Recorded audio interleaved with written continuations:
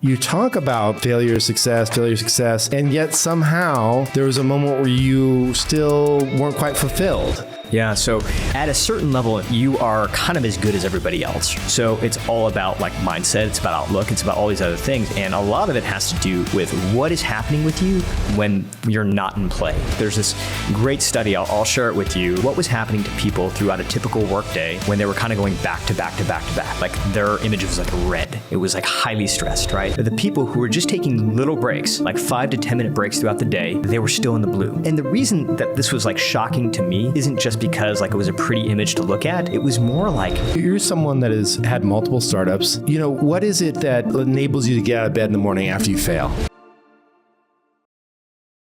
My next guest is Suneel Gupta. Suneel is a best-selling author, renowned speaker, and Harvard Medical School visiting scholar. Suneel studies leaders around the world to discover and share simple, actionable habits that lift our performance and deepen our state of well-being. Suneel is truly a kind, compassionate, and caring person. I'm honored to call him a friend, and I know you're going to enjoy his insights here. This was just a great show. Suneel, thank you for being on the show today. it's good to see you, man. It's been too long. I know. I was thinking about when the last time was. I mean, Lena and I, my wife, we were reminiscing about you being the first person that really kind of took a bet on Rise, Yeah. our company.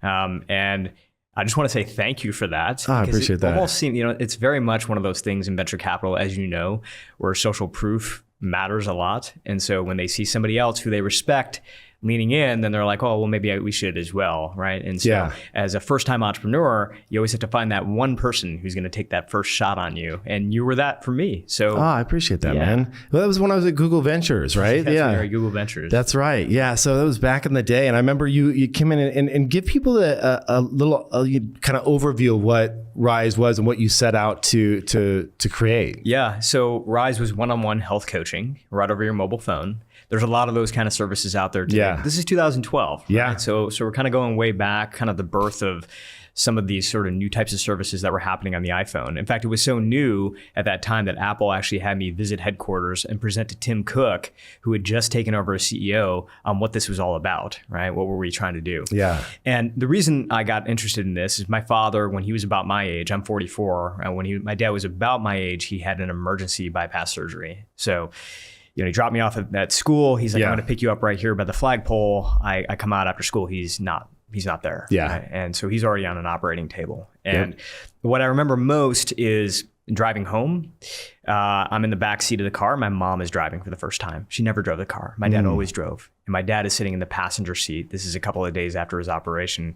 And he just looks so weak. Yeah. He looks so frail. Yeah. And for me as a 10-year-old, I'm like, terrified. Because I want my dad to be strong. So you and I are in the same, I don't know if I ever told you this, but right around 10, 11, I had the same situation. Really? His first was a triple bypass, and then later he had a quadruple bypass. Wow. But yeah, I mean, it is no joke. Like it rocks your whole worldview. Yeah. How old were you when that first one happened? I want to say probably 12 or so, somewhere around there. Yeah. So similar time frame, right? It's scary. It's scary to see because your dad, I mean, at that age, your dad can be the strongest person in your life. Right? And he was the rock of the family. The rock of the family. And that kind of procedure and that kind of operation will completely, change your life. And you're a completely different person.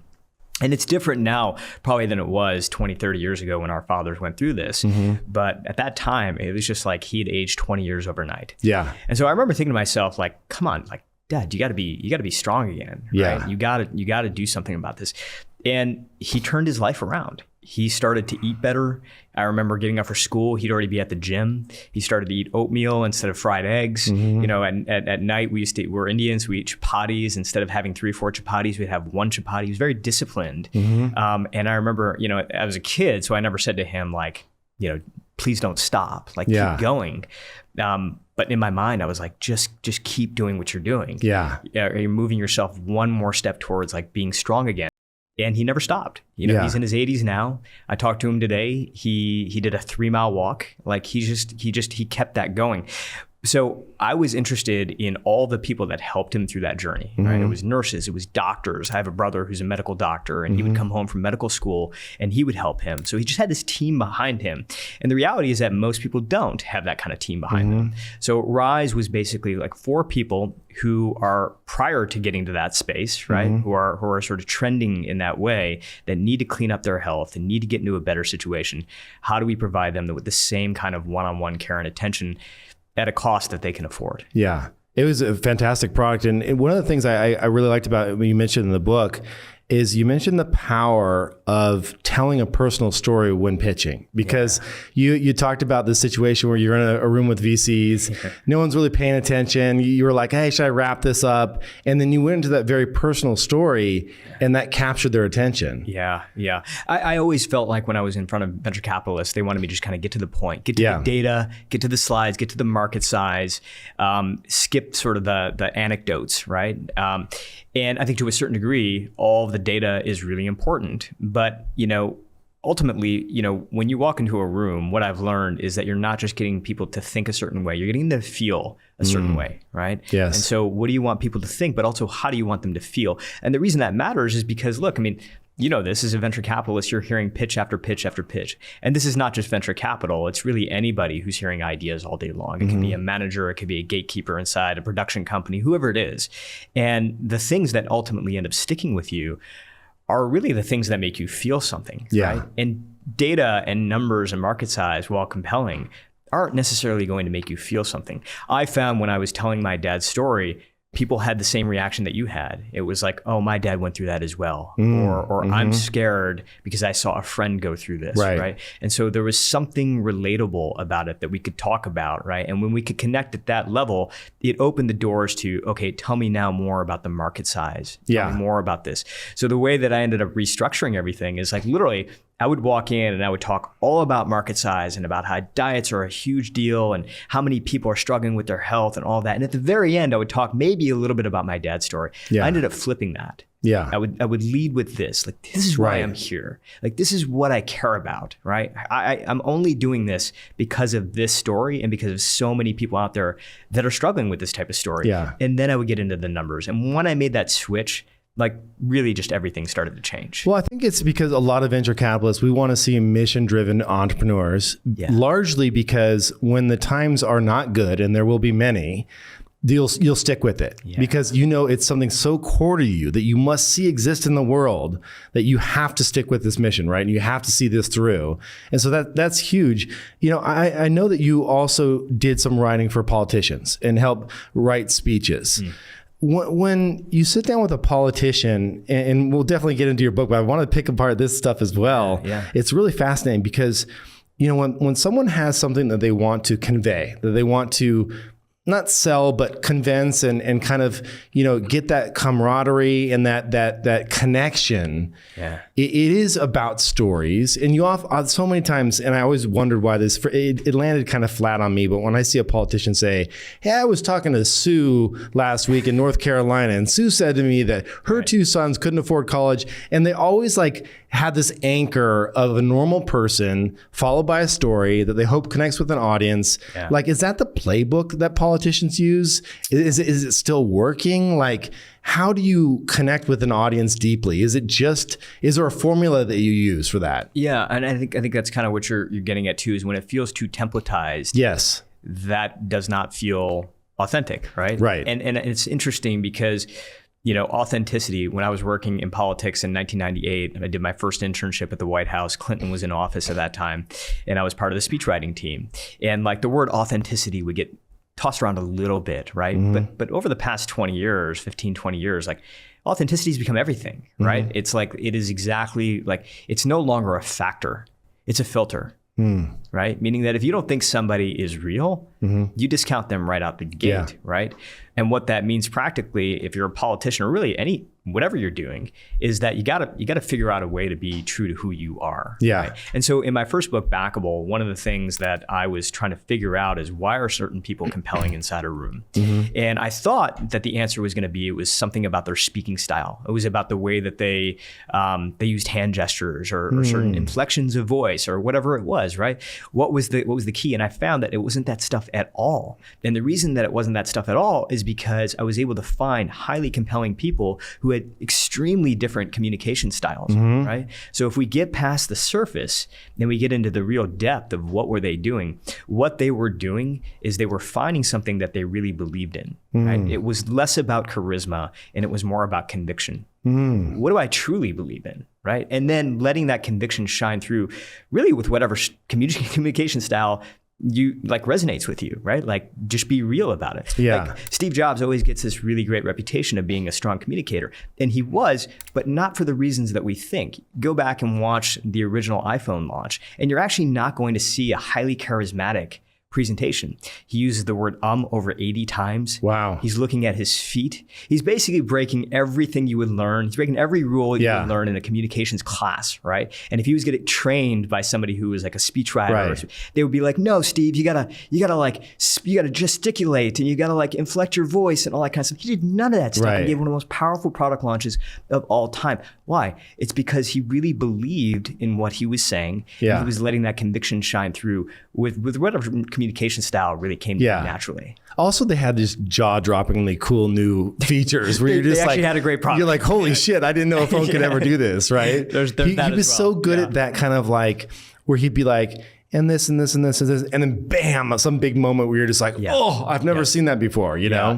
He was great about the lead ups, right? Yeah. Like bringing you to this the lead ups. Where you were kind of like, where are we going with this? And then all of a sudden, bam, right? Yeah. And he was the master at that. There was somebody, I can't remember her name, but she actually broke down Steve Jobs' speech, and she also broke down Martin Luther King's "I Have a Dream" speech, and found that the basically the shape of those speeches were very similar, meaning that they ebbed and flowed in the same way. So, sometimes we make the mistake of trying to sort of climax through the whole thing. It's like all energy all the time, big highlights, big punches, but people get exhausted by that. You can actually start to kind of tune that out. And what they found is that the greatest speeches of all time actually do have ebbs and flows, right? So our tendency or our kind of resistance to want to be a little bit boring sometimes, right? Or to kind of lull it down a little bit. We're like, oh, we don't want to lull it down. We don't want to lose people. But the reality is you have to lull it down just a little bit in order to get the climatic moments.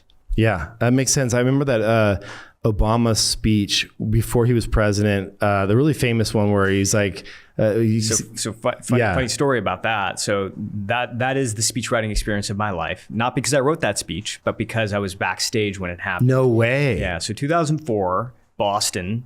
This is the United States of America speech where he keeps saying... This exactly. We're not a red America, we're not a blue America, we're the United States of America. Yes. So I'm backstage, I'm a speechwriter. This is cool. I'm working at this point for the Democratic National Committee. And basically my role, and by the way, I'm like very junior at this point, right? So my role... Yeah, but you're soaking it all in and contributing. Like this is an opportunity of a lifetime. This is awesome, right? I'm like backstage, all these sort of headliners are there. And at the convention, what's happening is one by one, they're going on stage and they're giving their speeches. So my job was basically to make sure that everybody was kind of ready. And what that basically meant was I would go up to each figurehead. I'd go up to Hillary Clinton. I'd go to Joseph Biden. I would go to Lieberman at that time, right? And I would say, hey, are you good? Like, or I'd ask their teams, are they good? And if they weren't, we would go into a room, we'd kind of rehearse a little bit, right?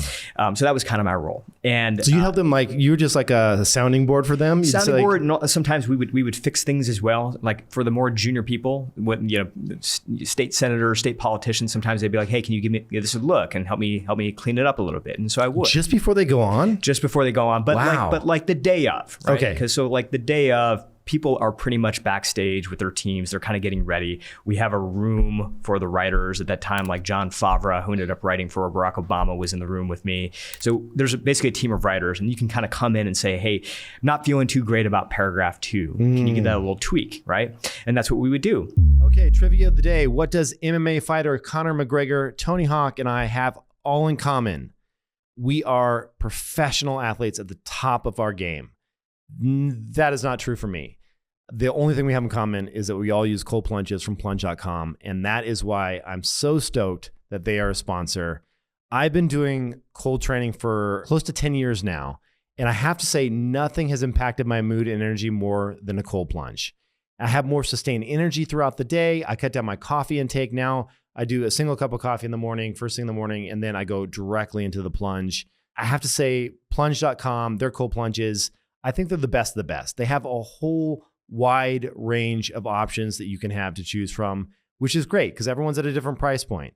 And they have this new series called the Evolve series, which is customized to really just mix and match like your favorite options. So they have a chiller, you can pick your plunge style. Each one is sold separately.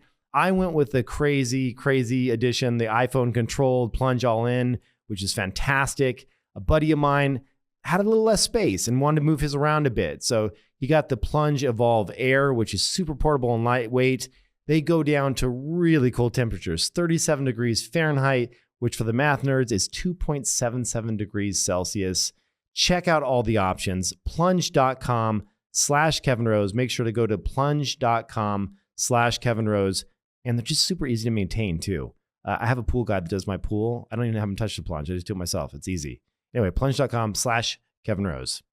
One of my promises to all of you out there is that when I take on advertising partners, I want them to be actual products that I use, things that are battle tested, things that aren't just somebody that's pitched me something, but I've used them for months or years, and I can recommend them with complete confidence. And today's sponsor, CoPilot, is just that.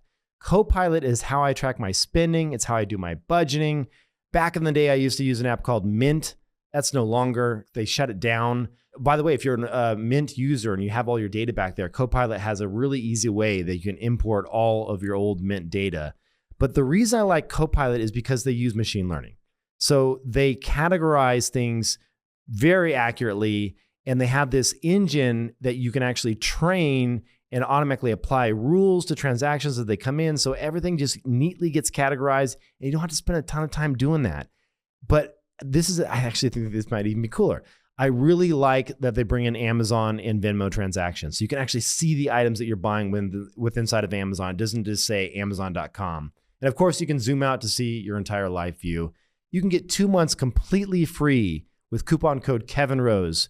So visit kevinrose.com/copilot, and you'll see why I'm ranting and raving about this. It's a great product. It's beautiful. It's easy to use. kevinrose.com/copilot, coupon code KevinRose. And one quick question, that when you talk about, working with Clinton, working with Obama, when this is such a kind of like mystery box for me. I have no idea what this looks like behind the scenes.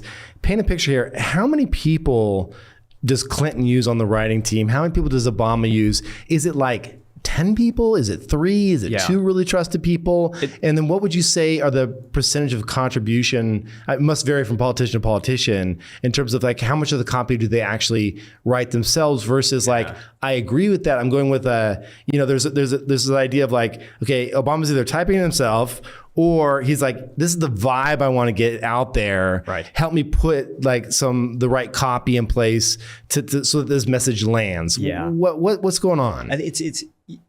So it varies politician to politician. In 2004, John Kerry was the nominee, right? And I found that he was pretty hands off, meaning like, give me my speech. I'm gonna go ahead and deliver it. That was kind of my experience mainly with him and his team. Clinton, Obama, very different. Right, very, very hands-on. And Obama in particular was, you'd see him with the yellow pad, sort of writing things. And I think the question really is who is taking a crack at the first draft. That really matters, and the reason it really matters is it's going to set the tone for everything else. If somebody else is taking a crack at the first draft, then what you're really doing is refining it from there. But you're kind of giving them the keys to the tone, what the framing is of the talk. Where are we really going with this? Yeah. And so the question for a politician is, do you want first draft? Or you do want to cede that to somebody else. And Barack Obama, for the most part, would be the one who is sketching out kind of, here's what I want to deliver. Here's the tone. Here's what I want to convey. And then you go off, right? And you go find a way to actually make this happen. By the way, I wasn't a speechwriter for Barack Obama, but his team I worked with in 2004 when he gave his big speech. Yeah. And so he was much more hands-on. And that kind of like, when I saw him backstage, I had no idea who he was, right? So there were all these people who we recognized. They were like, household names. Yeah, he's pretty much a nobody back then. He was a nobody. Yeah. And I even asked the backstage man, I'm like, who is that? And he's like, that is this state senator from Illinois. His name's Barack Obama. And he's going to be giving a keynote address tonight, right? And so I go up to him and I'm like, hey, so I'm doing what I do for everybody else. Are you good for your speech tonight? And he looks at me. He talks exactly the same way today as he did back then. He's like, oh, he's like, I'm pretty good, Yeah. pretty good. And I'm like, cool, man. So I watched this whole thing from backstage, and Kevin, like, did you know at that moment? No, I had no idea. No, like when you watched him finish. When I watched him up there from literally a couple lines in, I'm like, wow, this is different. Yeah. Because at that point in time, you also have to realize with the convention, you're seeing speech after speech after speech, and so is the audience, right? So that the audience that night, they were seeing like their 15th speech of the day, right? Can you imagine sitting through 15 speeches? Yeah, that's not for me. Right? It's like watching C-SPAN. I can't do it. You're done. Like, get me done with this. And then this guy gets up on stage who we don't even know. Right. Most of that audience didn't even know who he was, right? And he gets up on stage, and I'm watching this thing from backstage. So the whole world is watching him, and I'm watching the world react to him. Yeah. And I just see like this tidal wave of energy just like rip through the crowd. Yes. It was like nothing that I had ever seen before. I'd seen Clinton give speeches. I'd seen Gore give speeches. I had never experienced the amount of energy in a single space that I imagined that time. And part of it was just the element of surprise, right? Because nobody knew who he was. And all of a sudden to have that liftoff moment was like, for me, I was like, wow. I ended up running for office many years later, and I still trace it back to that moment. Wow. Because of the feeling that gave me. It inspired me as somebody who never really imagined myself behind the podium. I was a speechwriter, but it was that moment where I was like, wow, like I really want to go do more. Yeah. I wish you could buy futures on political candidates, because like I remember watching that speech and being like, this guy's gonna be president someday. Yeah. Like it immediately hit me. I was like, because I was a younger kid at that point in time, and I just felt like I was so ready for a change and for something different.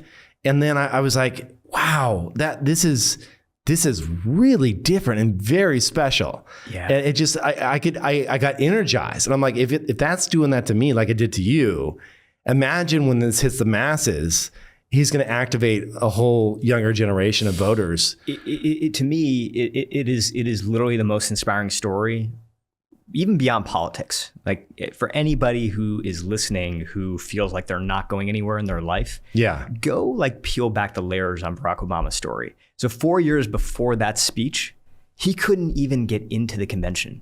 He tried. He couldn't even get a ticket.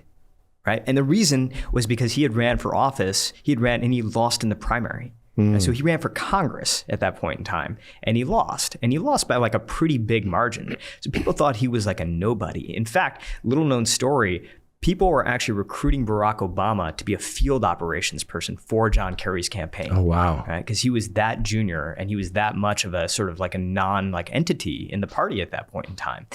The reason that he ended up getting that keynote address, though, is because of John Kerry. John Kerry, who was a presumptive nominee, was in Chicago and saw him speak. And there was a question of who was going to have that slot. It was a Tuesday night.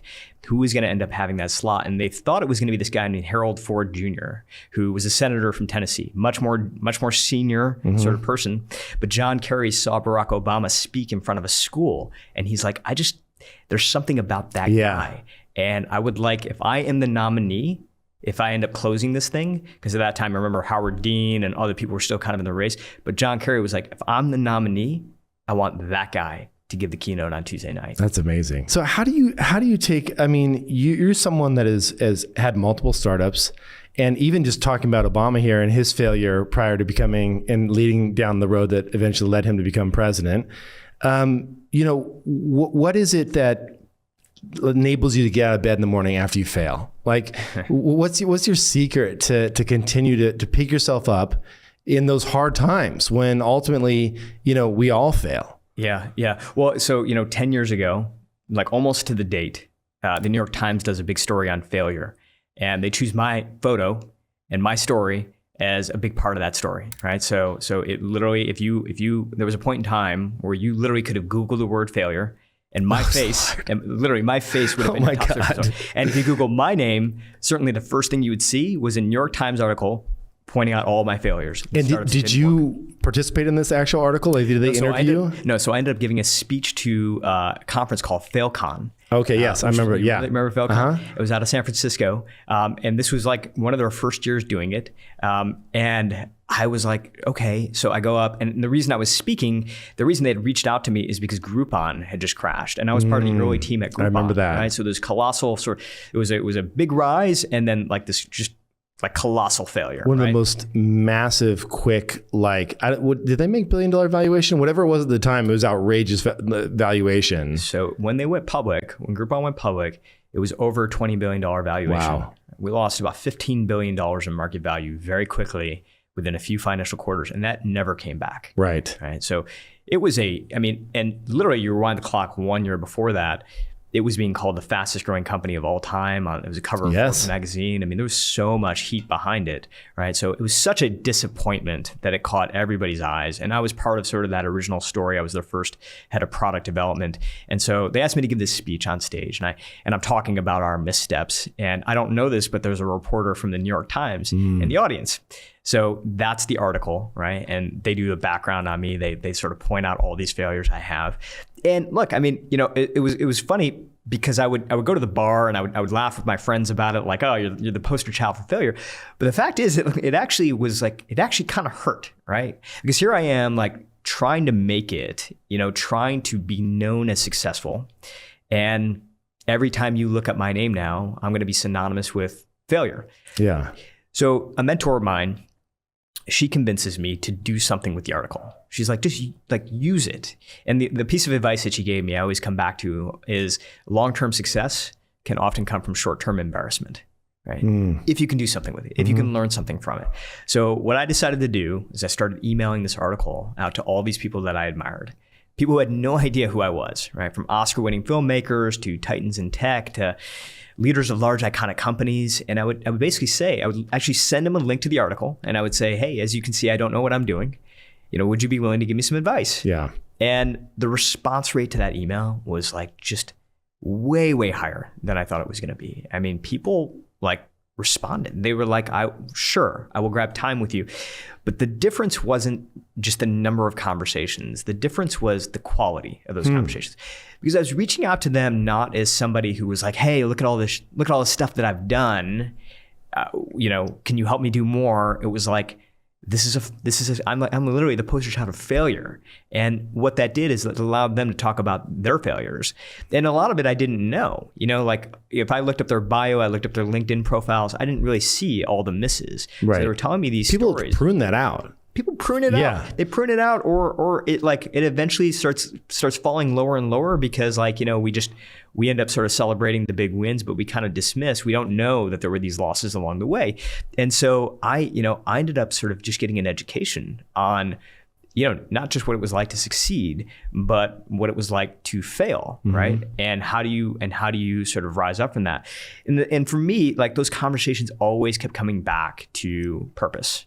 Right? Because ultimately, if what you're out to do is win, right, and that's it, you just want to win and you want to win at anything, well, the losses are going to be pretty hard on you. But if ultimately your goal is to push something along, something that you really care about, well, then truly failures can actually be stepping stones to the next step, right, to the success, because you're learning along the way, right? And so, when we talk about sort of growth mindset, I think that's the part that gets missed. Yes. Is like a lot of it is about the failure. I mean, I think it was Bill Gates who said that success is a lousy teacher, right? Yeah. And that's true, right? Yeah. I mean, and I know you know this as well. You and I have both had successes, we've had failures. For me at least, if I look at my successes, they were great, they were wonderful. They put food on the table, they put some money in the bank. Yeah. But I learned like almost everything I know right now from all the things that missed. Oh, 100%. Do you feel the same? Oh, yeah, absolutely. Like an order of magnitude. I mean, it's basically, failure is truly just admitting you've learned something new. It is that the new thing that you roll into the next startup, the next whatever, and say, hey, I will do better next time because of this new knowledge that I've cemented in that, adds to my total breadth of knowledge that I have around a given topic, right? Yeah. And so it's absolutely essential. In fact, I encourage it. Like one of the things that I do with my kids is, it's very easy to be like, don't do this, right? And my wife and I go back on this all the time where she'll try to make it so they avoid mistakes. And I'm like, Like, as silly as like the other day, it was in the 60s in LA at cold, crisp morning. And the girls wanted to not bring their jacket on the way to go to the grocery store on the back of my bike. And mom is all against that. And I'm like, I'll put the jackets in my backpack and we're going to freeze them up a little bit. Not in a cruel, like kids way, but in a way that we're like, Dad, it is actually cold. I was like, do you want your jacket now? Yeah, I think I do. Because it is a moment you just can't soften everything, right? Like, because it's not going to land and cement into their brain unless you actually fail yourself, right? And it's just so important that we fail and we stop demonizing failure and actually, applaud it and say, hey, you threw your hat into the arena. Like you got out there, you fought the good fight. Like that's great. And I love that. I think that's, it's something we should celebrate more rather than try and push it away and hide it. I love that, man, because, I have an 11-year-old and a 7-year-old as well, and 2 girls as well. And I think about this all the time. One thing I noticed is when I ran for office, and this is 2018, my 11-year-old was 6 at that time, 5, 6. And I remember that, on election night, you gather into a room and anybody who's ever supported you is sort of there, right? Mm-hmm. So it's a very special moment. The only time I felt something like that was like my wedding, when I had all these people who were like, I loved throughout my life who were there. It's kind of like that. Yeah. Right? It was almost a professional wedding in a lot of ways. And my family's there and everybody's there and we're all watching one screen. Yeah. And the screen is basically like the results that are coming in. And it was neck and neck throughout the night. But around 10 o'clock, it started to turn. And that's when I started to lag further and further behind. And it was very clear that the life was getting sucked out of the room and I was probably going to lose this election. But one thing I noticed is that while everybody was glued to the screen, there was one person who was looking at me, and that was my daughter. Oh, that's amazing. She's watching me, right? And I know this because I'm looking at her out of the corner of my eye, and I'm thinking to myself, if whatever happens tonight, she's going to remember this. And the thing she's going to remember the most is watching how I respond to this loss, right? And that might ultimately be the most important thing that ever comes out of this election, is just teaching her not just how to win, but teaching her how to lose. Yes, 100%. And so what was did you have a conversation with her afterwards about the results? Yeah, I did. Yeah. And many conversations, and I think that for me, what was really important is not to deny the disappointment, right? So that there is a fine balance between sort of not wallowing, but also not saying like, hey, we're good. Like if I woke up the next morning, I'm like, all right, let's go. I think that would have, first of all, that wouldn't have been true. I was devastated. I put so much of my heart into this, right? Yeah. So to be honest about that, and not to deny that, but at the same time, to be able to say, listen, like this was growth, right? Yeah. Like this was growth. I mean, I love the Nelson Mandela quote, like I don't lose, I either win or I learn. Yeah. And so telling her, I think revisiting all these moments of like, remember that thing happened? Yes. Remember that guy who slammed the door in our face and told us to get off his property? Well, the thing that I learned about that, is some people are angry because of this, right? Right. Or but also there were people who had, signs on their lawn that made me feel like they were going to slam a door in my face and they didn't. We ended up having a great conversation, and so just reflecting on the learning, I think is really, really important. In the book, my newest book, I talk about the art form of kintsugi. Have you heard of this? No. So kintsugi came out of ancient Japan, 15th century. There was this shogun who had this bowl. Oh, the gold bonding. Yeah. Exactly. Yeah. Yeah. So, I actually bought a kit of it. I forgot the Japanese name for it, but I bought a kit so I could do it myself. Yeah. Yeah. I love that. I want to buy a kit for my kids as well. I think this is just such a beautiful art form. But the story goes, he drops his bowl. He sends it to a repair shop and they staple the pieces together, right? And he's like, this is ugly. This is not, I don't feel any attachment to this bowl anymore. So he sends it to an artist, and the artist, instead of trying to staple it together, actually puts the golden lacquer, right? So now it comes back and it's clearly like a broken bowl, but it's got this golden lacquer that is sort of tying it all together. And that becomes this philosophy of golden repair, right? Yeah. Which is basically to turn your wounds into wisdom, right? And to celebrate them in a certain way. And again, that's not to vomit all over everybody about everything you've done, right? Like, or the things that have gone wrong in your life. It's to celebrate the fact that is ultimately the growth that has brought you to where you are right now.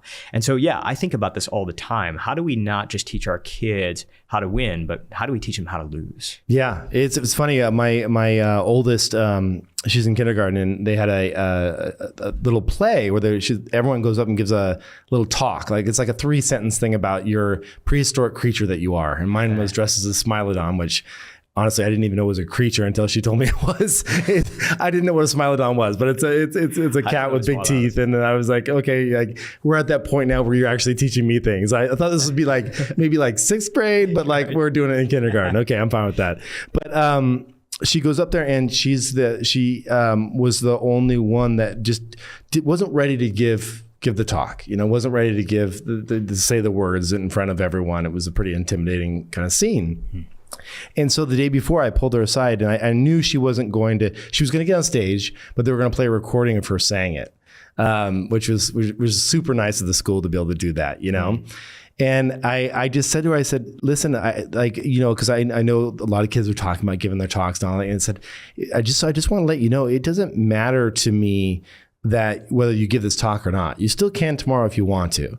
But, I'm proud of you just for giving it your best. Like, you're giving it your all. And sometimes our all is, it's the best we can do, And it's like, that means if you don't give the talk and you just stand up there and smile and have a good time, like that's all I need you to be, is just give me your best shot. And that I'll be happy with that, And she's like, okay, that sounds good. And like, we celebrated afterwards, and she got up there and she dressed up, and she had the courage to, stand up on stage with the other kids, and like, maybe next year we'll do it, but it's not like this incessive, like pushing and like, I don't know. I'm probably reflecting back on my own childhood, how it was just like, you got to do this, right? Yeah. Like man up, there was this whole man up thing that kind of like came with my childhood that I want to make sure doesn't flow down to my kids. And yeah, so it's a challenging thing. But, one of the things I want to get to around your book that I thought was really interesting is you talk about, and we've gone over this, like failure, success. You had a big exit of success, and yet somehow there was a moment where you still weren't quite fulfilled. Yeah. Like, and was that kind of the genesis moment of what would become this book? Was that feeling? It was, yeah. So Dr. Tal Ben-Shahar calls this the arrival fallacy. And the arrival fallacy is basically this idea that we're going to get to this point where we have enough wealth, where we have enough status, we have enough success, and we're going to now finally feel this level of fulfillment and happiness, and it's going to stay. That goalpost that just keeps moving. Right. And the goalpost keeps moving again and again and again. And look, I mean, for me, it was after, a couple of big failures, getting to a point of success and realizing, wow, like, that didn't stick, like that feeling of, okay, what's next didn't go away, right? The inner sort of like anxiety of now what didn't go away, right? I didn't necessarily feel any happier 2 weeks after the exit than I did even 2 weeks before the exit, right? And that's not to say, by the way, that that's like not worthwhile. Like I'm glad we took the journey, and I'm so happy that like we ended up landing in a good spot. But what it is to say is like, well, then if that's not the game that we're actually playing, right? If the arrival fallacy is real, then how do we still have drive? Yeah. Right? How do we still have an engine inside of us that wants to go do things and build things and create things, but at the same time not get stuck in this moment of like, I'm going to hit that and I'm going to be happy, right? Yeah. So how do you reconcile all of that? Well, it's coming back to like, how do you actually find true, deep, lasting fulfillment? Yeah, exactly. Exactly. And what I found is like, we have been having this conversation for thousands of years. Like over 1,000 years ago in ancient India, there was, it was a golden time in South Asia. And there was a point in time about the 10th century where India had about a third of the world's GDP. Right? So there was progress everywhere. Things were happening. Things were moving. Huts were turning into homes. Tattered sheets were turning into finely stitched clothing. Yeah. And what was happening, though, is that there was a philosophical divide between the people who were looking at this progress and saying, this is amazing. And then there was another group of people that were saying, like, yeah, we're making progress, but is it truly making us happier? Right. Because the other thing that's happening is that as we're making progress, we're also getting busier. We're spending less time with family. We don't know our neighbors as well. So it was a big divide that actually I think is very similar to a lot of what we're experiencing today. Yeah. Like if we look at some of the conversations we were having during COVID and even after, it was like, hey, like what's this really all about? Right. Yeah. Like if GDP, for example, continues to grow, how is that making our lives any better or happier? And there's a real, like, that's a conversation that's been having for like the past, like, I'd probably say 50, 60 years, but it really kind of came to a head over the past 3 or 4 years in this country, right? But it's been happening over thousands of years ago in other parts of the world. And so what ended up happening in India is that there was a group of people, like a pretty sizable group of people who basically exited the workforce. Kind of like what we're seeing right now with like quiet quitting and loud quitting. Is like a lot of people left the workforce. They went to the forest and they basically said, we're going to return back to the way that our ancestors lived. We're going to meditate. We're going to do yoga. We're going to do all the things that we think are going to bring us this sense of inner peace. Sounds wonderful. Right. It does sound wonderful. But here's the thing. They eventually got bored.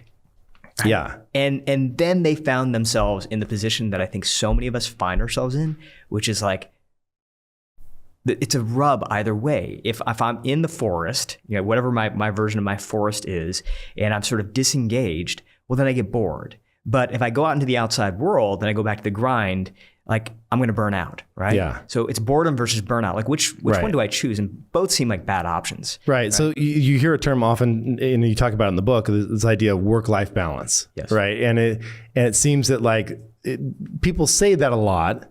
But is it a real thing? Like, can you, I think it's becoming much less of a thing. I think like work-life balance basically means like trying to squeeze in life when you can, right? Because like, work can be so dominating and so all-encompassing, especially when we have our phones with us all the time. Yes. It bleeds into everything, yes. right? And it's always, because of the phones, it's not like, I remember my parents, the clock rings at work, you literally walk out of the office.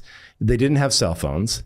You go home and there was no email. So there was like literally no way you could work, even if you wanted to. I guess you could bring like your paperwork home with you if you had more paperwork to do. But it was very much like this like hard cutoff. Yeah.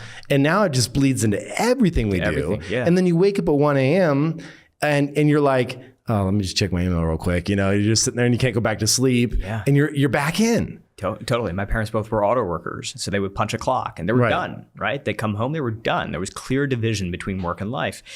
That division is gone, I think, for the vast majority of us, right? And by the way, for those forest dwellers, for the people who are like, well, we kind of miss the outside world. We want to create, we want to build, but we basically want this sense of inner peace, but we want to engage with the outer world. And really out of that tension came this philosophy of Dharma, right? Which is like basically a third way. We can go out and we can actually create things. We can make things. We can collaborate with other people, but we can do it from a sense of purpose that isn't kind of marrying us to the grind of it all, marrying us to this moment of arrival. We're going to find things that actually really matter to us. And then we're going to celebrate these daily victories because we're actually doing what we want to be doing. We're doing things that actually bring us alive. And if we win at those things, great. If we lose at those things, that's okay as well. But basically what it did is it spun up another engine, right? And this book is really about that engine, because what ended up happening is that this philosophy of Dharma was so powerful that it ended up spanning from east to west, from generation to generation. And what I was fascinated by is just finding how figures that we recognize in the West, from Jimi Hendrix to Dr. King, were using Dharma in their everyday life. Like they were the ones who were basically looking at this body of work and saying, all right, how do I bring this into what's happening right now in this complicated world that we live in? This episode is brought to you by the Tim Ferris Show podcast. That's right. Tim is doing an ad on the Kevin Rose Show. I got to say, though, and for good reason, because a huge congrats to Tim. His show has crossed over 1 billion downloads in 2023, and he's celebrating his 10-year anniversary this month. Fun fact, I was actually guest number 1, And if you go back and watch that very first episode, it's hilarious. He has more hair. I have less gray hair. A lot of hair has changed. But the Tim Ferris Show is getting even better, and it's known for what it's always been known for, which is deconstructing world-class performers. And these are people in business and art and sports. He's done things like Japanese knife making because, of course, it's Tim. He does weird stuff like that. You can always expect him to extract these techniques, tricks, tools, and routines that you can use in everyday life. And in 2020, Tim did an interview with Hugh Jackman. And back then, this is what Hugh had to say. He said, "I've learned more from your show in the last 2 years than anywhere else." That is the Wolverine himself. If Wolverine loves the show, you should love it too. It's fantastic. Always has been, and it's just getting better and better. Speaking of getting better, he had Arnold Schwarzenegger on the show, which of course, legendary episode. Jamie Foxx, Jocko, Rick Rubin, gosh, Tony Robbins has been on there, and so many more. You can find the Tim Ferris Show wherever you get your podcasts. Just search for the Tim Ferris Show. And you can learn more about what's going on in his podcast from a newsletter he has called the 5 Bullet Friday, which has nearly 2 million weekly subscribers. So just head on over to tim.blog. Make sure to sign up for the 5 Bullet Friday. Lots of good info in there. That's tim.blog. So if you're like me, and I'm sure you are, you're buying almost everything you buy online. Like 95% of the stuff I buy is now online. Mostly big websites. Every once in a while, a smaller website. But sure enough, at least once or twice a year, my personal data gets leaked out there. That means name, address, phone number. It can be social, it can be date of birth. It can be a whole slew of different things. And this data, once it's been hacked and released, it's being resold by companies called data brokers. These are like absolutely evil companies, but they are companies. So that means if you take the time to monitor, find your data, then hire a lawyer, then send them a takedown notice, you can have some success and they will remove your data. Now, obviously, your time is more valuable than that. So I wanted to tell you about a service that I use and today's sponsor called DeleteMe. So they use an actual power of attorney to reach out to these data brokers and have your data removed from the web. Now, there are over 750 sites that they are constantly monitoring, looking for your data, and they keep removing it as it shows up, which unfortunately, it constantly does. So I use this for myself personally. And the cool thing that they just announced is an expansion to their core service. And that's the ability to extend protection and peace of mind to anyone you wish to include in your DeleteMe account. It's called the Family Account Management. You can create this kind of unified hub for your entire family privacy protection. Now, right now, you can get 20% off all plans with the code KevinRose, one word, KEVINROSE, at joindeleteme.com/KevinRose. And that really helps sponsor the show. So make sure to go to the URL, joindeleteme.com/KevinRose. Can you explain, I think Dharma, I'd love to hear some of the origins behind it, and then also the word itself, because in my mind, my Zen teacher, he does Dharma talks. Yeah. And so in that classification, it's almost is like known as like a wisdom talk, How do you define Dharma? And then what was the research? How did you get down this path? Because I think your grandfather was really involved in bringing, because these are very ancient, you're going off and saying, okay, the modern world isn't doing it for me. I had this exit. It isn't what I thought it was going to be in terms of I still don't feel fulfilled. Where did you turn to and where did you pull from? And then also, how do you define Dharma? Yeah, so my grandfather was the first person who talked to me about Dharma. It was, we used to take trips to India when I was a kid. And my grandfather was like this legendarily large guy. He would sit out on his front porch, barrel chested. He had a cup of chai with him always. And he was always like this early morning riser. I love chai. Chai is so damn good. Chai is so good. And I would sit, my favorite thing to do as a kid was to go out there and sit there with him, right next to him. He would say very little, right? But we would just watch the streets of Delhi come alive. The fruit cart vendors or cows ambling through the streets, or rickshaws kind of firing up their engines for the day. It's like, I'm a kid from suburban Michigan. This is very electric for me to see all this happening. And one day he sort of breaks his silence and he points to an Indian flag and he says, "Do you see the center of that flag?" And if you look at an Indian flag, what you'll find is a navy blue wheel at the center. And is that the same wheel that you have on the book here? Exactly. It's the same blue wheel on the cover. Awesome. And if you take off the green jacket there, it's the full wheel. Yeah, it's beautiful. And so what he says to me is, look, that wheel is really a representation of your life, right? Of your life, Kevin, my life, anybody who's listening is their life. And what he said to me is that the wheel, as you get older, will continue to spin faster and faster and faster. You get more responsibilities in your life. You're starting to engage with other people, and more things are happening. And it's very easy to find yourself pulled from the center of the wheel to the outside of the wheel. But the center of the wheel is really who you are, right? This wheel is the wheel of Dharma. And for us, our job isn't necessarily to prevent ourselves from getting to the outside of the wheel, because that will happen. That's just a natural part of human existence. We are going to lose our way. But the key is to catch yourself when you're in those moments and find your way back to the center. And what that really means is that Dharma is who you are plus how you show up in the world. Right? That for me, that's the easiest way to break it down. When you say who you are, what do you mean by that? What am I? What are you? How do you define that? Exactly. And then for me, that was the most frustrating part of all of it, because who am I, right? And what I initially thought is that finding the answer to that question meant, basically abandoning my life, jumping on a plane and go meditate on a mountain, and I was going to find out who I was. And what I realized is that it doesn't really require that. A big part of Dharma is really recognizing the little moments that are already bringing you alive that you're just not tuning into.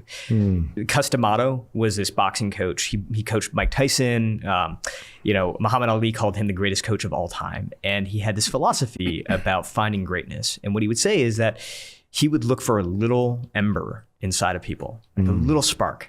And when he found that spark, what he would do is he would fan it until that spark turned into a flame, and he would continue to build it until it turned into a roaring fire, right? And Dharma kind of works very much the same way. You're looking for these little embers in your life right now, right? That you've experienced.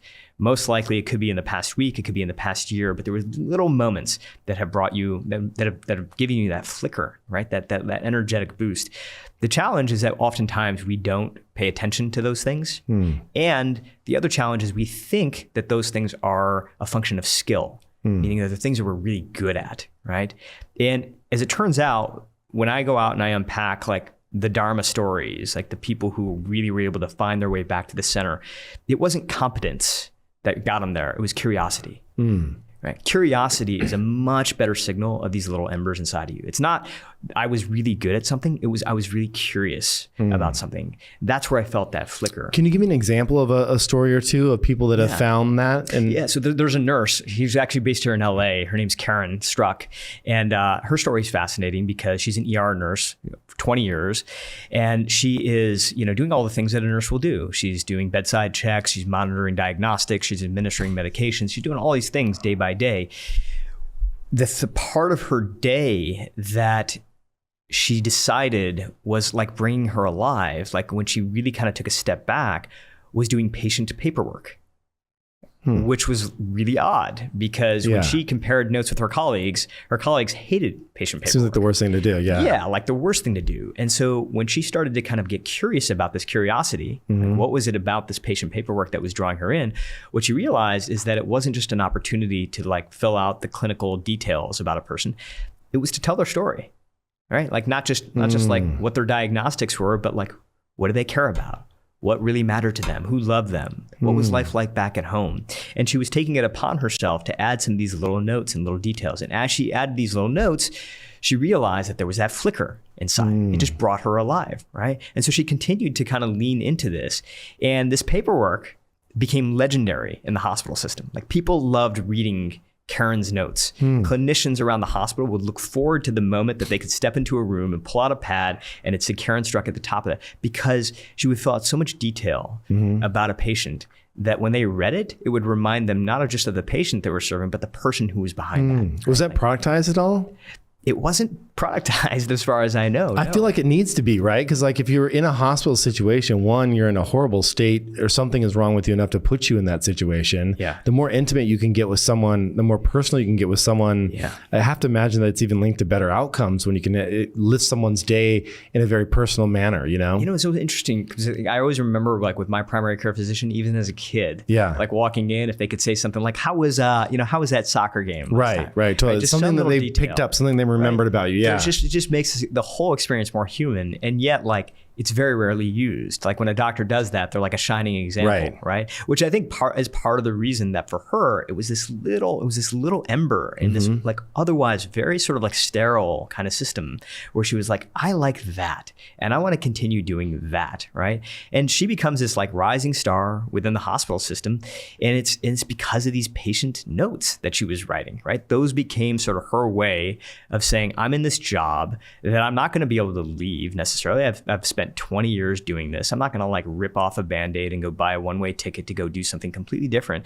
I have like people who depend on me. I have a family, but I'm going to find this little thing that really, really matters to me. And I'm just going to like give it my heart. And so she does. And it ends up bringing her back to the center of the wheel.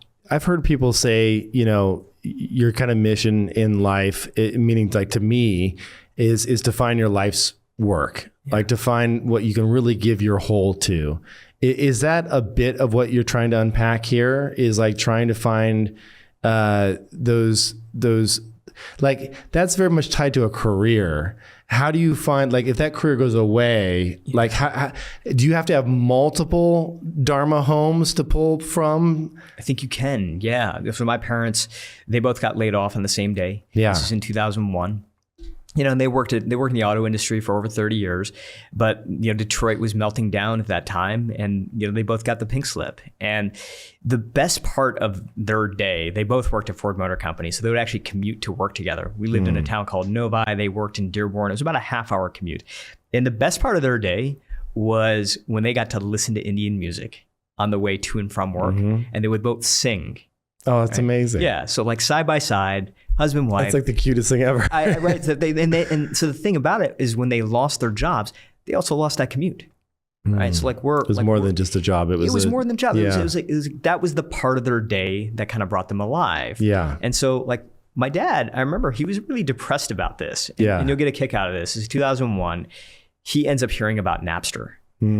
Yeah, he's like watching TV. He hears about Napster, and he hears that you can find any song ever on Napster. Right? So he puts it to the test, and he starts looking up all these songs that he used to love as a kid, you know, in New Delhi. So Dad's pirating music. He's pirating music. That's amazing. Right? But what he also finds is he finds the karaoke versions of these tracks. Oh, amazing. So he starts pulling those down. Next thing you know, he's gone to Costco. He's bought a discount karaoke machine. He brings it back. And my mom and him are now in the living room side by side again singing, but now they have microphones, right? Now they're actually singing like for real, right? And so they're like having so much fun with this that they decide to invite other people over. And a lot of their friends have been laid off as well. So they're like, come over. This is a lot of fun. So they start doing it to the point that it starts to grow. When it was Friday night, it was Bollywood Bash night at the Gupta's like 3-bedroom home in Metro Detroit. Then it continued to expand from there. Now look, here's the thing. In the beginning, when it first started, I was like, all right, well, this is just it's like a fun hobby, right? Yeah. It was more than that. They would do karaoke on Friday nights, but what that meant practically is that throughout the week, they were studying their music, right? They were like, they rarely use like a screen or anything like that. They were memorizing their lyrics. It was keeping their mind sharp. Yes. For my dad, he wanted to look good in front of everybody. So it kept him like wanting to be healthy. It kept him wanting to like look good, you know? For my mom, it was cooking, right? And we would have like people bring over food, and it was community. It was connection, right? It was connection. It was so much more than music. It was purpose. It was love. It was all those things that they were missing. And I think that that's the thing that we're starting to realize about work as well, right? It was like, it's more than just about compensation. It's about purpose. It's about identity. It's about community. And when you don't have that anymore, you know, where do you find that? It's a great point. I mean, I recently sold my latest startup, and you know, I stepped away. It was too much for me. Web3 is we could do a whole podcast on the adventures of Web3, but my team would carry forward, and I'm like sitting here, you know, I wake up in the morning, and I'm so used to having conversations every single minute with my co-founder, and like, you know, and I'm like, oh, it's all gone. And I realized like that was a huge part of my social interactions were with this team who I loved that were more than just coworkers. They were connection. Yeah. And so it's like, you have to figure out, okay, how do I fill that void? Where does that come from now? Yeah. Yeah. So, in your book, you say you found 8 essential practices. Can you walk us through, some of your favorites and how they apply to your own life? Yeah, definitely. One of the ones I reflect on the most is this idea of prana, which is really energy. And the reason that matters for a topic like purpose is because I've met so many people who I think have a very clear sense of purpose, but they're just exhausted.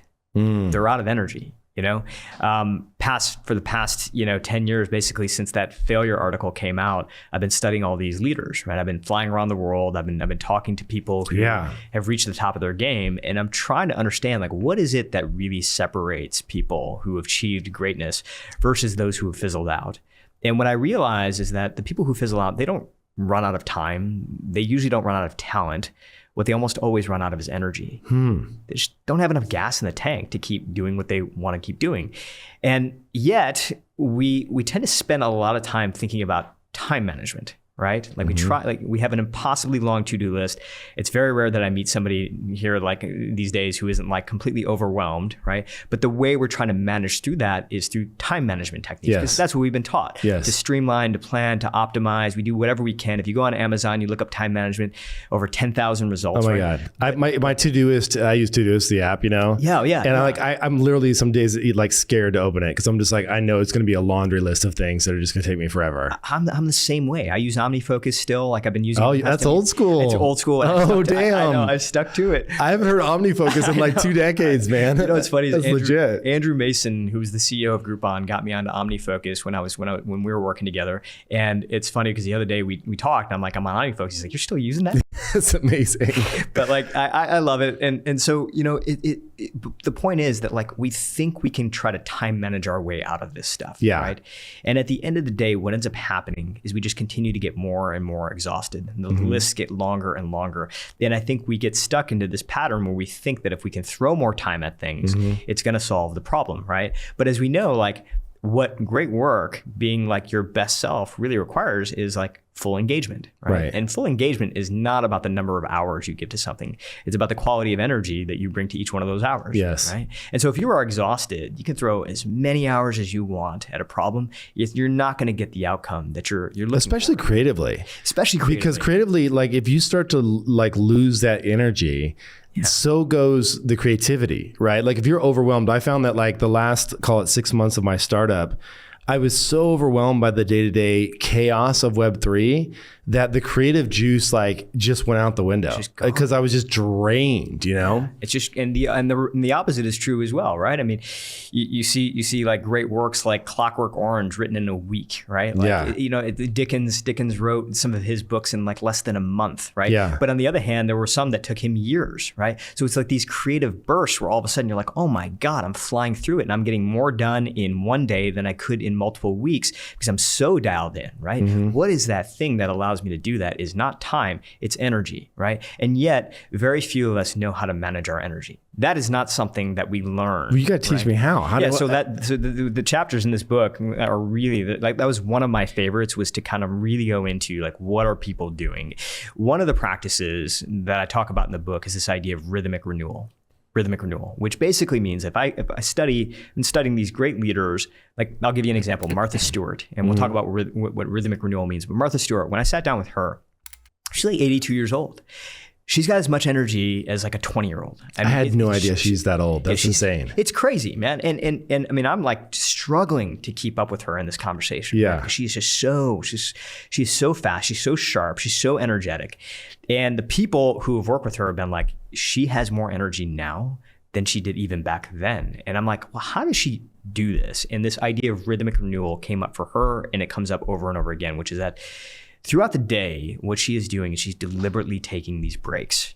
She's gardening, she's horseback riding, she's taking walks, she's resetting herself over and over again. And what we find is that like some of the highest performers are taking an average of about 8 breaks every single day. How long do these breaks have to be? So it can be very, very short. In fact, there's this great study, I'll share it with you, and we can maybe put it in the notes as well. It came out of Microsoft, but they basically put electroencephalography caps on people, right? So EEG caps. And what they did is they measured, and EEG caps will measure brain activity, right? And they'll also measure stress level. And so what they were looking at is basically what was happening to people throughout a typical workday when they were kind of going back to back to back to back, right? Which is what most of us do, right? Versus people who took breaks. And what they found is that the people who went back to back to back, by the end of the day, like their image was like red. It was like highly stressed, right? But the people who were just taking little breaks, like 5 to 10 minute breaks throughout the day, by the end of the day, they were still in the blue. Like they still had way lower stress levels, right? And the reason that this was like shocking to me isn't just because like it was a pretty image to look at. It was more like, imagine like at the end of the day, you end up having like a critical meeting, right? Or a critical conversation with a colleague, or like you come home or you finish your work and you're having a conversation with your spouse or with your kid. Like, would you rather be like in the red? Yeah. Or would you rather be in the blue, right? And for me, I'd always sort of resigned myself to this idea of like, well, it's the end of the day, I'm going to be in the red. Right. But as it turns out, this idea of rhythmic renewal, taking these little resets throughout the day, can actually keep you in the blue. They can keep you fresh. And it isn't that hard. And it's proven by science. So the way I like to put this into practice, you know, I like very specific techniques, otherwise they will not stick for me. But I practice what's called the 55-5. And basically what that means is for every 55 minutes of work, whenever possible, not always possible, but whenever it's possible, I take 5 minutes of focused, deliberate rest. And I hate to say this, but do you calendar that? Like, how do you know exactly when? Do you have a timer? Like, what's the best way to? Yeah. So for me, like if I'm sitting down for a block of work, I'm always saying it's 55, it's not 60, right? Right. So, you know, I will sometimes set it on my phone, you know, 55 minutes from now, you're going to go off and then I'm going to take my 5-minute break. The other thing that I found very helpful is that when I'm calling meetings, I'm calling them 5 minutes past the hour. I used to try doing it. We're gonna adjourn 5 minutes early. And it never happens. Yeah. We always take it to the end. That's right. What I did find is if I set the meeting for 3:05, yes, right, then that 5 minutes is built in, right? And then I try to encourage anybody who's working around me is like, I did that for a reason. You're getting this weird, strange invite for 3:05. Because I feel like if you can, you should take that 5 minutes to just chill out. Don't try to jam as much work as you possibly can into that. And here's why. The science tells us that if you can take that 5 minutes, it's going to make the other 55 minutes far more effective, far more creative, far more productive, far more collaborative, all the things that we associate with success. So the biggest pushback, like I speak to companies and I coach leaders now, and one of the biggest pushbacks is like, look, I am trying to squeeze more time into my day. And what you're telling me to do is shrink each hour by 5 minutes. If I do that over a 9-hour day, I'm shrinking my entire work schedule by 45 minutes. Like that's significant. Like how is this supposed to help me?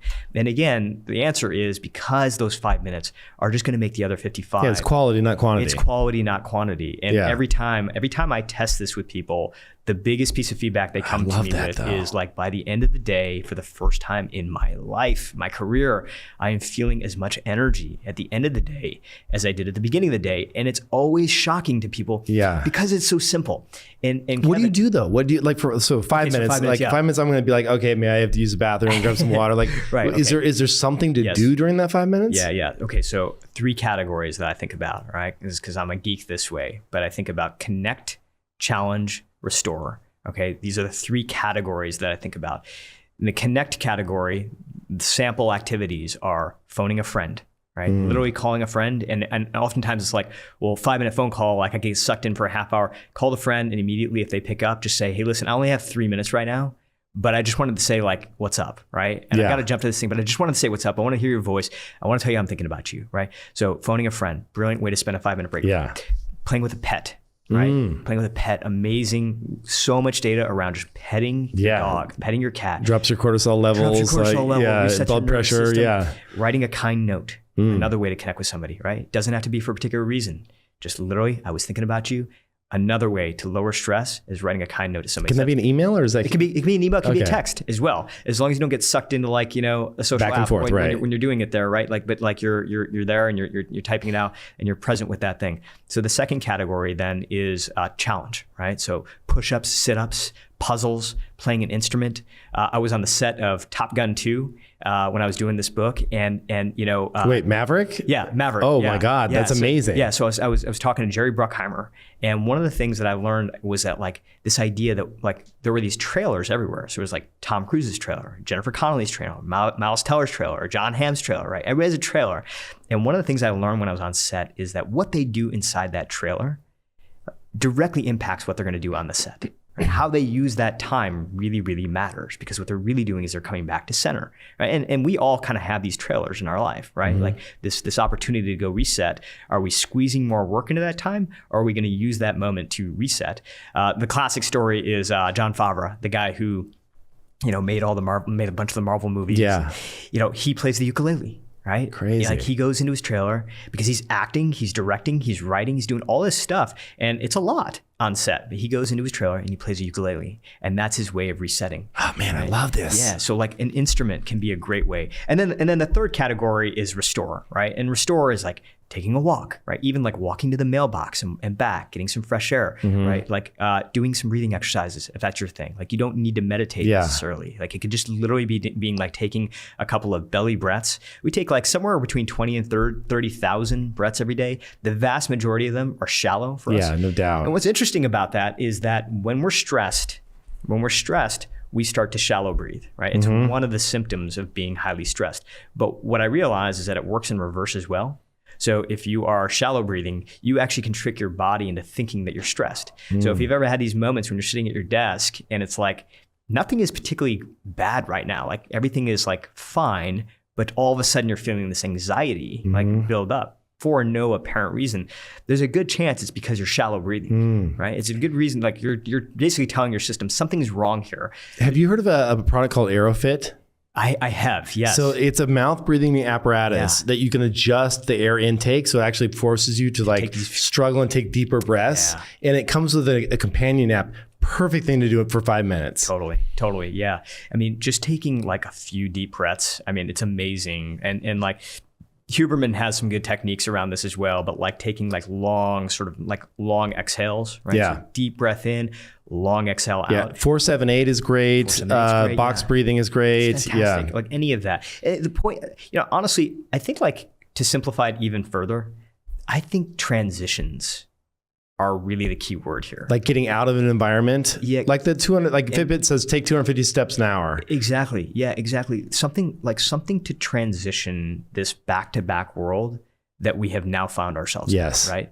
So adding these little moments in between can completely change your life. Yeah. Right? Because what ends up happening is that you're not accumulating the baggage as much as you were before, right? But as soon as you start to adopt a back-to-back lifestyle where as soon as you're done with one meeting, you're already late for the next, which by the way, is the way that most people I interact with, their life is like right now. You're, not by design, but by default, taking every amount of stress, every amount of baggage from that last meeting into the next one, into the next interaction, to the next interaction, that by the end of the day, you are inevitably drained. Like there's no way you can't be drained.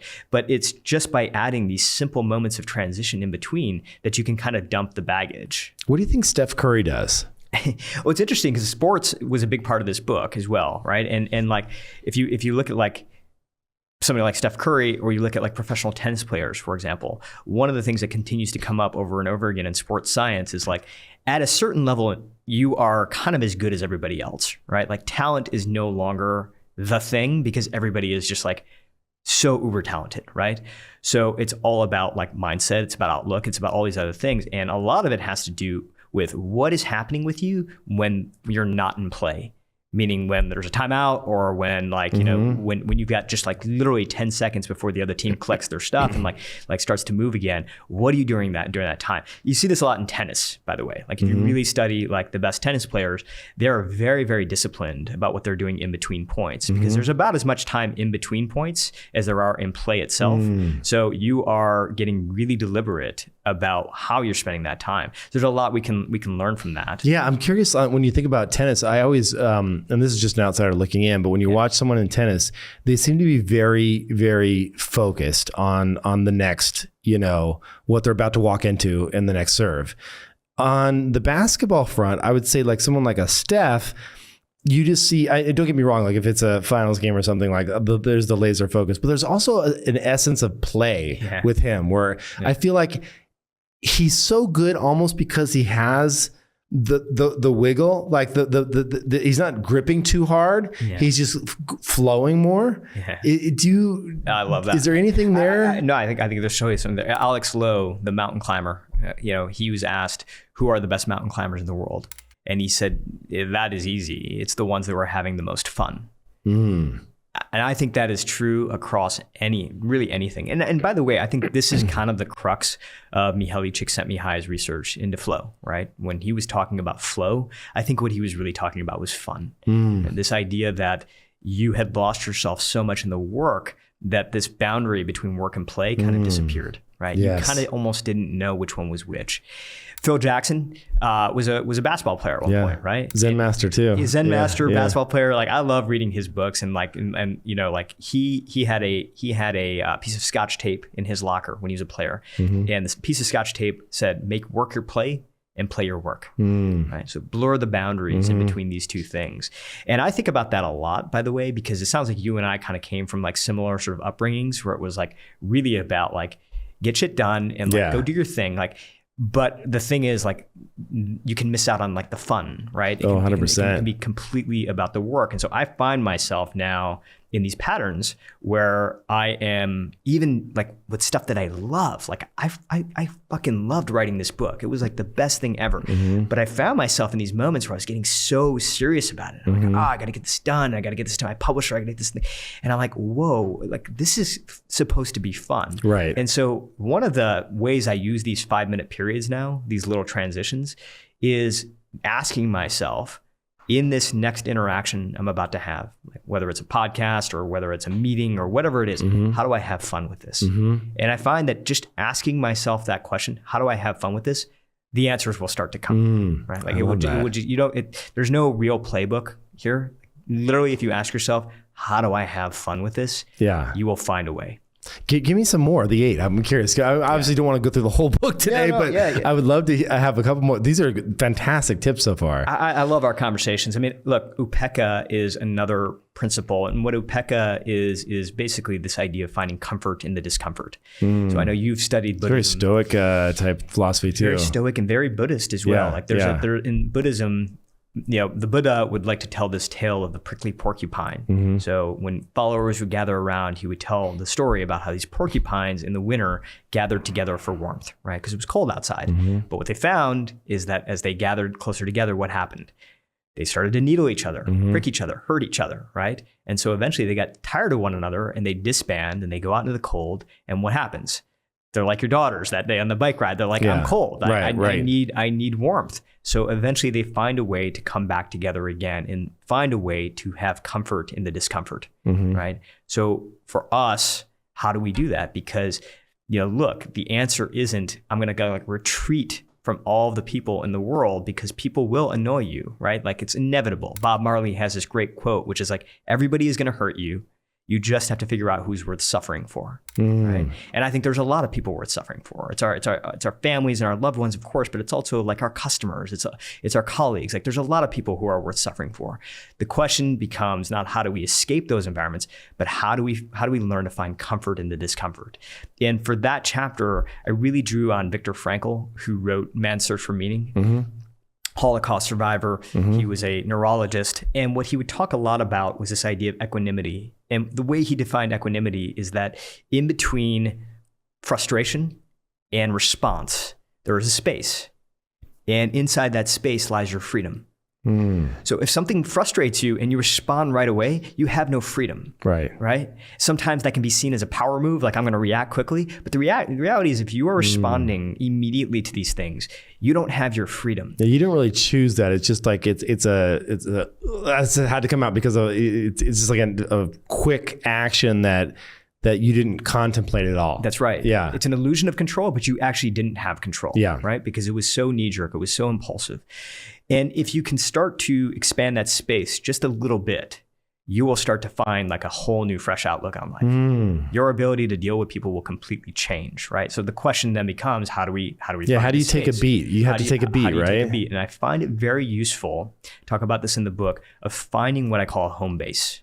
And what I mean by that is like having something programmed that you know you can go to in moments of frustration. That could be a visual. It could be something that you really enjoyed as a kid. I met an executive the other day who, when he is like in the pressured, like most pressured situations, there was a stream that he used to visit when he was a kid, and he'll go back to that place just for a second, right? We're not talking about like, checking out. We're talking about like just going back there for a moment and then coming back to the present moment to deal with this like really like frustrating, anger producing moment, right? And he'll come back a brand new person. There could be a physical gesture, right? Like for me, I kind of like this idea of like running my hands down my arm. Like there's something about that that's very comforting for me. Did you ever have a little lovey or something? My daughter does that with her little lovey. Just really? Rubs it down. Oh, that's so funny. It's so funny. You're like putting your hand on your heart or like doing something like that. I used to see this a lot in Indian and Balinese dance. And there's this move of like wanting to connect your head, going from your head to your heart, which, like Lao Tzu said, like that's the greatest distance anybody will ever take, is going from their head to their heart. And so you'll find in like Indian and Balinese dancing, there's this move where what they'll do is they'll run their fingers down their arms. And this is the heart meridian all the way down to the tips of their fingers, right? Because the hands are connected to the heart. And what you're doing is you're almost moving yourself from your head down to your heart. And so I'll do this subtly, by the way. I'll just, every once in a while, I'll just kind of do something like this. And it just takes me out of the moment just for a second. Brings me back to the center. It's more sensory too. Like you're getting pulled out of your head a little bit just by the nature of just the feeling of touch. Yeah. And by the way, it's not that I return back like a saint. Right. If something is pissing me off, like I may not act exactly the way that I wanted to act in that moment, even after doing this move. But I can guarantee that if I had been impulsive, if I had no space, I would have had far many more regrets. I would have behaved in a way that I definitely wouldn't have wanted to behave. It's like if the natural reaction was a 9 in terms of assholeness, it might have brought you down to a 4 or 5, and that's a win. And that's a total win. Because in that gap is like a lot of things that I know I would regret, right? There's a lot of hurt that I would have necessarily caused for other people, right? And ultimately probably an overreaction. Most of what I find is like I'm overreacting because it's triggering me in some way that usually somebody didn't intend to trigger me. I would use this all the time when I was knocking on doors, when I was running for office, right? Which is like, I get a door slammed in my face all the time. I got told to go back to my country all the time, right? And it was just kind of like, if I was to react impulsively to this, right, I would burn out so quickly. Like I would have left the race immediately because I'm like, I can't deal with this day after day. But taking a beat, like bringing myself back to center, I think it just made me sort of stay in the game for much, much longer. So again, we're coming back to like, this idea that sometimes we feel that we are so overwhelmed in our life that the only way out of this is we have to buy a one-way ticket to go like join an ashram and disappear for a long period of time. But the fact is that most of us don't have that flexibility in our lives, right? We have people who rely on us. We have things that we need to do. And by the way, we also have goals that we want to keep, right? And so for all of us, the good news is that you don't have to buy that one-way ticket. There are little things that you can do throughout your day, every single day. That's kind of why I named this book Everyday Dharma. Yeah, it's fantastic. I love that you wrote this. One question I have for you, and I noticed that you had quoted, you did put a quote in there from Alan Watts, right? Yeah. And I love Alan Watts. I got to know his brother, or his son, pretty well. Wow. Super nice guy. And one of the things that you had mentioned was one of the favorite quotes that I really enjoy, which is this idea that, if life were just a race and it was just meant to be a sprint the full time, and he talks about music composition, the best composers would be the ones that can play the fastest, right? And it's not, it's about really, or it's not the crashing chorus at the end, right? If it was all about just that last little moment, that would be that one note. But yet in life, so much of what we expect to find, where we expect to find the end of the rainbow, that aha moment, the satisfaction we've been waiting for, is that crashing chorus. It's like, if only I can get here, I will be satisfied. I will be whole. I will feel where I need to be. And like, that will be the moment. But in reality, it's all about the journey, the dance, while the music is playing, and being a part of that moment to moment experience and tuning in to that present moment experience. What tips, do you agree with that? And two, what tips or what, part of these essential practices can help us enjoy those everyday experiences versus just trying to find that end goal that we know is that the goalpost that just keeps moving? Totally. Yeah. I love the question. In the book, I call this the music mindset, which is, instead of trying to get to that last note, enjoying the music that's along the way. Yeah. Right? And the best performers do this. And that's the interesting thing, is that sometimes this can feel like a cop-out to people, because you're like, well, then I'm going to reduce my ambition. I'm going to reduce my drive. The reality is that if you look at the best performers, they're much more in this music mindset where every day is the performance. Every day is the thrill, right? And so bringing it to that. And one of the practical ways that I have, one of the things I have people do is starting to jot down these moments throughout the day, keeping almost like a little running sort of like journal of the moments that are actually making you come alive, right? And it doesn't have to be in those ember moments. These are the ember moments. Like a little ember is coming up, right? And just jotting it down, making a quick note to yourself, right? And this is different than gratitude, because gratitude is more about like, I'm thankful for all these things. These are more just like really tuning into the energy level of like, oh, that was interesting. I had this interesting conversation with a colleague, and we were talking specifically about this thing, and I noticed a little activation. It's interesting. And I'm jotting it down. There's so many takeaways from this interview. Thank you. But one for me, my dog's 13. You said hi to him when he came in. He was a little slow to get up to say hi to you, He's so cute. And I give him a little scratch in that part of the ear where he can't quite get to with his paws because he's older. And he like leans into it really hard. When those dogs do that. I love that. And like that, just one, it melts my heart. And two, it's giving him some satisfaction. And that is an ember moment for me. Because it's like, I know he only has so many years left. And that is the most special little sweet, intimate thing. We can't speak to each other, but it's like our connective tissue that we found, and he loves it. And it's like that will be one that goes on my list. I love that, Kevin. I love that, man. And like, I think what's interesting for most people I coach to do this, I say, do this for 5 days, right? Just write down these little moments, 2 or 3, even a day. And by the end, you're having 10 to 15 to go back and look at. The biggest piece of feedback that I get from people who run through this exercise is, A, there's a pattern. I've noticed a pattern. There's something that like I wouldn't have noticed before. And B, that pattern is something that has nothing to do with my job. Meaning that it's not part of my job description. I didn't get hired to do this. I didn't set out to do this. So for example, somebody who's in finance but just loves storytelling, right? Like they just find that every time that they're like telling a story, they start to come alive, right? Right. Or this could be somebody who just loves design but isn't on the design side of things. But every time they're interacting with the design, right, they're on the legal side, they're like, oh, that's really cool and that's really interesting, right? And when we can start to define these patterns, what we start to see are little trailheads, right? It's not necessarily the answer, but it is something you can start to follow. Yes. Right? You can start to invite more of that into your life.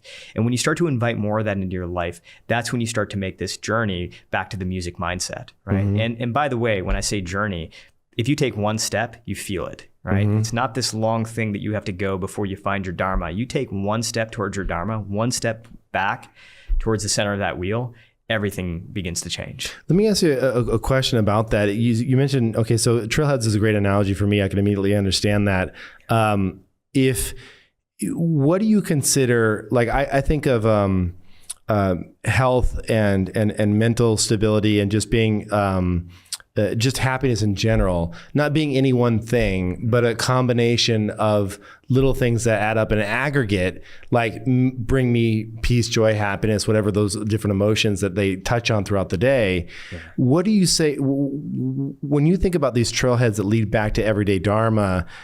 What's a diversified person look like? Do you need to have like 10 or 15 of these things that are part of your everyday life that you kind of like splice in over time? Or are you looking for that one ember that can turn into a flame that is your like true calling? Do you see what I'm saying? I do. Is it a combination of things? It's a combination. Yeah. I think it's a combination. And I think that the thing that has been surprising for me is that even those things that seem small can be fanned into a flame as well, right? So for example, the greatest part of my day is that my 5-year-old and I will take a walk Sorry, I just call her 5. She's 7.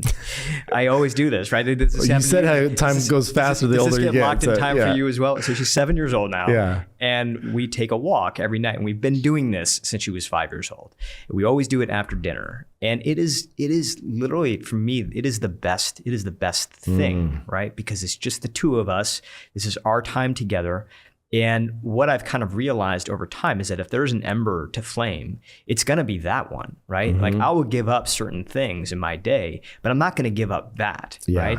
I want that to be like a constant. For as long as she is willing to take that walk with me, I'm willing to take that walk with her. Yeah. Lena and I, my wife, we try to do date night. It never works. Like we just get sidetracked. And it was like for a while we were in a pattern of doing once a week, and then we couldn't pull it off anymore. We kind of lost it during the pandemic, and it never came back.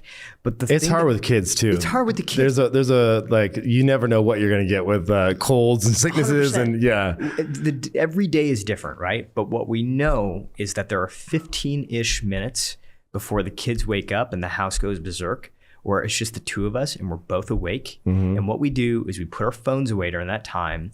We sit there on the couch and we have coffee together. Right? She gets to look at me, I get to look at her, and it becomes this constant. That's an ember that we continue to fan it over time. It has become the bedrock of our relationship. Those 15-minute coffees are basically the foundation for us for everything else, because we can talk, we can communicate during that time. We know that we have that space. So the point is that, like, yes, there is this thing that you want to grow into a roaring flame, of course, but it doesn't always have to be that I want to go change the world, right? It doesn't always have to be that I want to build that product that's going to make everybody, breathe better or have our climate improve. It can be, right? But in addition to that, also pay attention to these little things that might seem inconsequential, but at the end of the day, you look back on it and you say, those are the things that ended up creating the music just as much as anybody else. Yeah. How much of this everyday Dharma do you think is related to when you divide it up into buckets of what it is that you're doing? Some of it could be finding these embers at work. Some of it could be finding these embers with your family life. What about service to others? Yeah. So a whole chapter in the book is dedicated to this idea of seva, and seva is selfless service. And by the way, the reason I use Sanskrit for a lot of these chapters is because sometimes I couldn't find like an English word that really captured it, right?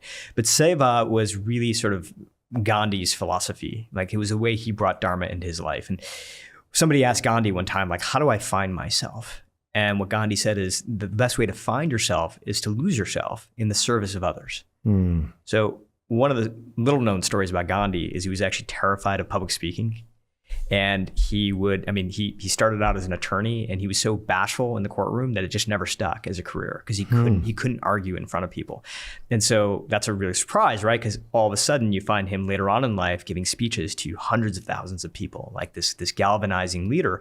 How does he go from this shy, bashful attorney to this leader? And the way that he did that is through this principle of what I call in the book, switching the spotlight. So he would always, before a talk, before a speech, before anything, he would always remind himself that it is not about me, it is about them. And almost mentally, he would flip the spotlight from himself that was burning on him to flipping it to them. I'm here for them, right? Interesting. And what I found is that this is something that I think high performers use across all industries. Bryan Cranston, the guy who played Walter White in Breaking Bad, he would talk about the fact that when he was like, it took him a long time to get a part in Hollywood. He was like in his 30s and he was still getting small roles in commercials. And he was like, is this really going to work? And then he ends up meeting this coach. And what the coach says to him is, what if you flipped it from going to each of these auditions of what you're going to get to what you can give? So he started to go into each of these auditions, rather than trying to get the part, he would say, what can I give those people across the table? Even if I don't get the part, what's something I can give them? Is it a unique take? Is it a new way of looking at the character? Like, there's something new that I'm going to give to them in each one of these situations. And even if I don't get the part, that's okay, because I'll know that I have given them something. So this switch from get to give, or like switching the spotlight, when he incorporates that, he's like, that becomes the defining turn in his career. He starts getting parts. Eventually he gets Malcolm in the Middle. Eventually he gets Breaking Bad, and the rest is history, right? Yeah. But I think that we can bring that into the most like everyday mundane situations, like going into a room with somebody that you love, flipping the spotlight to them, right? Like what do they need right now? What can I do to serve them? Going to a meeting with your team, right? Where all of a sudden it feels like, oh, what am I going to get out of this?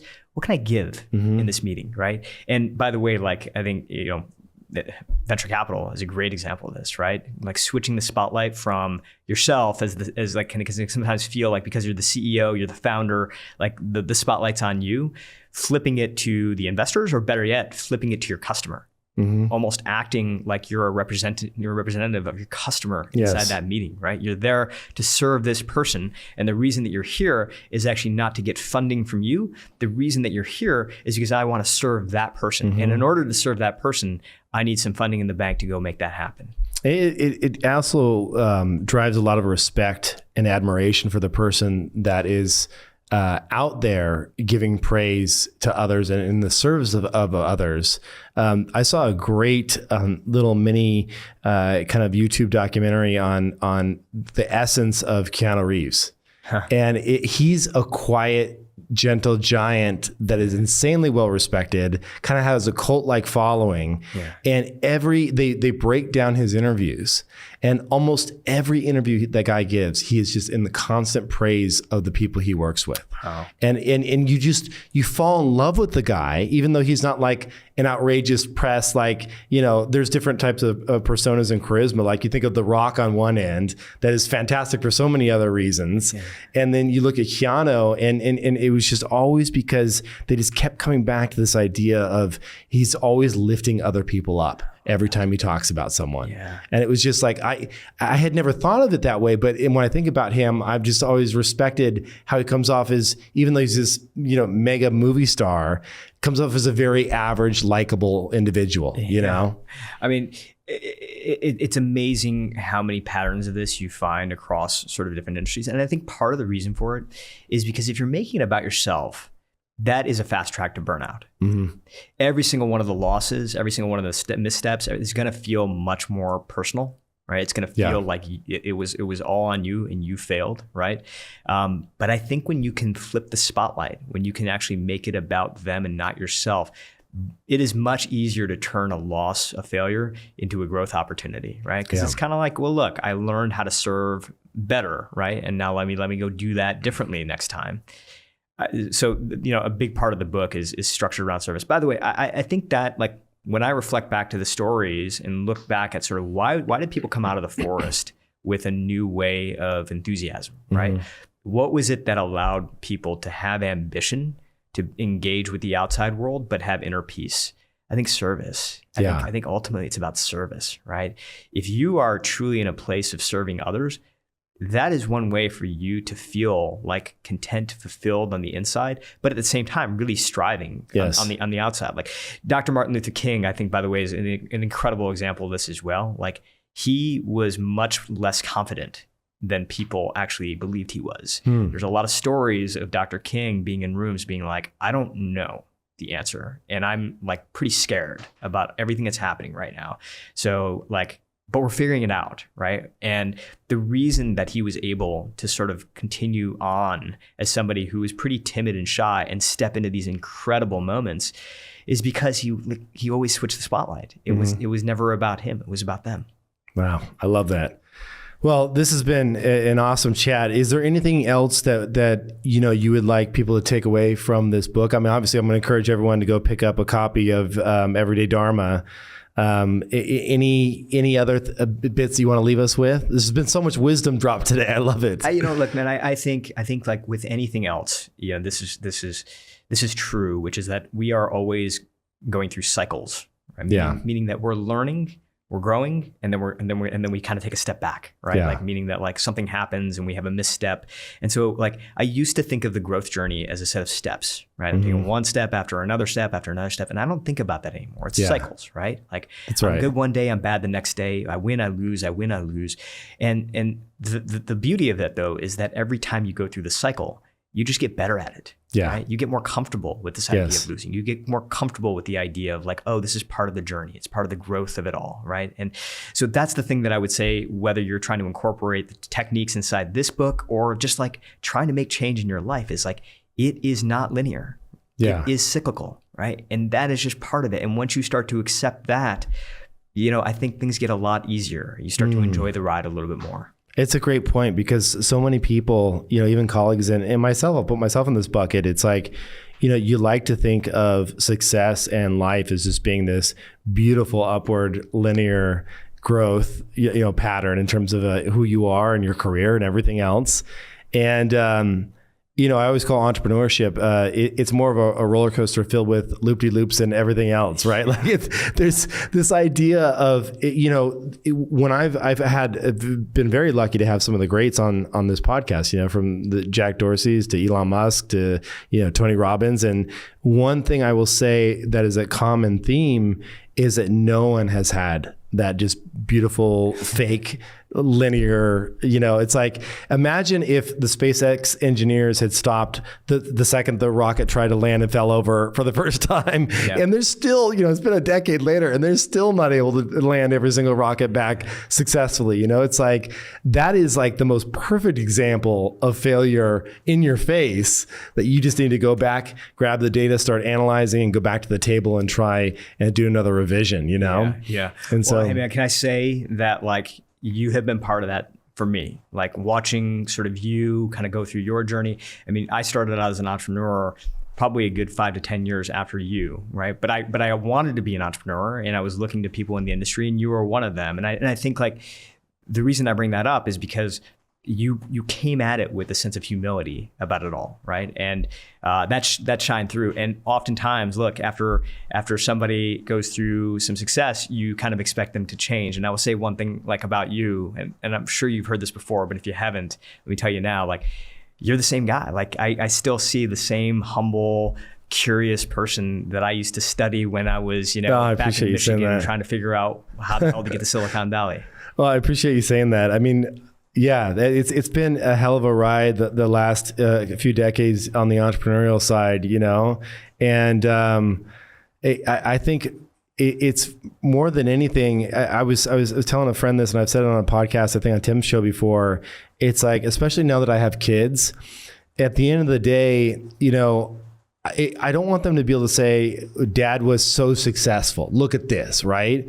It's so fleeting, and it's so like, you're only as good as your last success, and there's no gold to be found there. Like, I want them to say, Dad tried a lot of crazy shit and he wasn't afraid to fail. Yeah. Cause if they'll do that and that could be their crazy thing, could be opening their own, coffee shop that they're really proud of. It doesn't have to be a big thing. Right. It's just like, in fact, we see that a lot in Japan, actually. You brought up that idea of, kind of like, yeah. And the wabi-sabi nature of things. And one of the things I really respect about Japan is you can walk into a coffee shop and see an 80-year-old, woodworker with a small little, several hundred square foot little studio doing the most amazing craft that is respected, and the culture respects that. And they found their life's work. Yeah. And it's not doing things at scale. It's not running a Fortune 500 company. Yeah.